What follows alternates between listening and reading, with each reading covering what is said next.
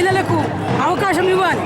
తెలంగాణ ఉద్యమంలో మహిళలకు దెబ్బలకు ముందు పెడతారు కానీ పదవుల దగ్గర మీడియా దగ్గర మహిళలు మాత్రం ముందు పెట్టారు. కాబట్టి నేను కోరుకునేది ఏంటి, నవ తెలంగాణలో మహిళలకు సమాన పాత్ర ఇవ్వాలి. అదేవిధంగా యువత కూడా ముందుకు రావాలి. వెంటనే ఆవేశపడి వెంటనే ఫలితాలు రావాలని కోరుకోకూడదు. చెట్టు పెట్టగానే ఫలితం రాదు, కాయ కాయదు. ఆ కాయ కాయడానికి నీళ్లు పోయాలి, దాన్ని సేవ చేయాలి. అదేవిధంగా తెలంగాణను కూడా పునర్నిర్మాణంలో మంచి తెలంగాణ రావాలి అంటే మనందరం కృషి చేయాలి. ఇది యువత బాధ్యత అని చెప్పి యువతకు నేను ఇచ్చే సందేశం. ఆంక్షలతో కూడిన తెలంగాణ ఇస్తున్నారు కదా మేడం. ఆంక్షలు తొలగించుకునేటట్టుగా మళ్ళీ మరో ఉద్యమం చేయక తప్పదు. ముందు ఒక అడుగు ముందుకేస్తాం.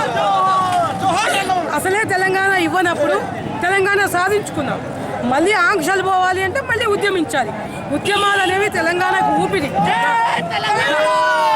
రక్తంలో జీర్ణించుకోకపోయినా